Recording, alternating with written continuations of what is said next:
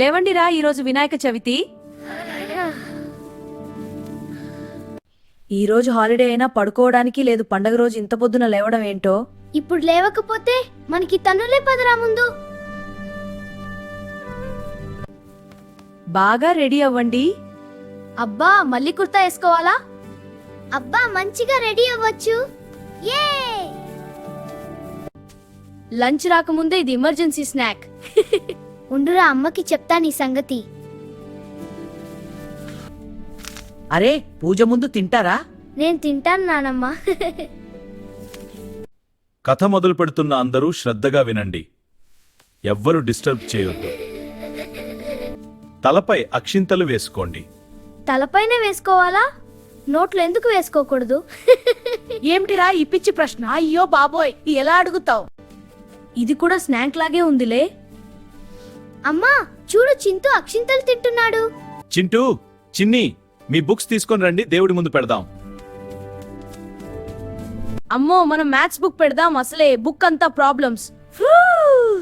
నేను అన్ని బుక్స్ పెడతా, అప్పుడు నాకే క్లాస్ లో ఫస్ట్ ర్యాంక్ వస్తుంది. యేయ్! ఓ ఇదా సంగతి, అందుకే నీకెప్పుడు మంచి ర్యాంక్ వస్తుంది. ఉండు చెప్తా నీ ఫ్రెండ్స్ కి. ఏహే ఆగురా బాబు, నేను చదువుతాను, ఇది కేవలం బోనస్ అంతే. ఇద్దరు దేవుడిని మాకు మంచి బుద్ధిని తెలివిని ఇవ్వమని కోరుకోండి.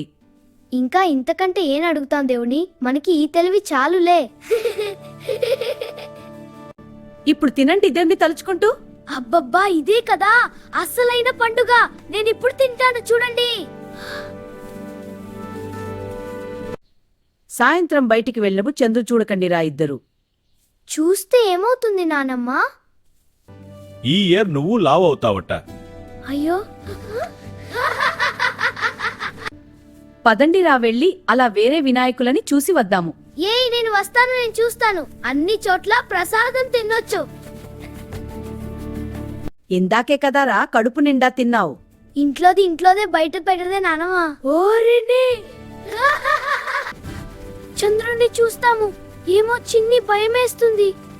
ఏం కాదు, ఈ రోజుకి పైకి చూడకండి. ఏం కాదురా చింటూ, ప్రతి చిన్నదానికి భయపడతావు. భయమేంటిరా, చూడు ఎంత ధైర్యంగా. ప్రతి వినాయకుడు ఎంత అందంగా ఉన్నాడో. అవునమ్మా, ప్రసాదం కూడా ఎంత బాగుందో. అయ్యో, మీరు పిల్లలు ఎప్పుడూ ప్రసాదం గురించే ఆలోచిస్తారు. ఇక్కడ చాలా అందంగా ఉంది కదా. అవును అమ్మా, అదిగో అక్కడ ఇంకో గణేష్ విగ్రహం.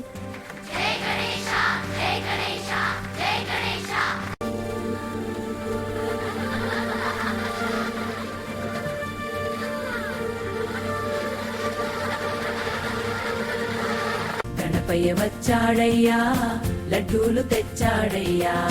గణపయ్య వచ్చాడయ్యా, లడ్డూలు తెచ్చాడయ్యా. మీ ఇంట్లో కూడా పండగలు ఇలాగే జరుపుకునేవాళ్ళు కదా?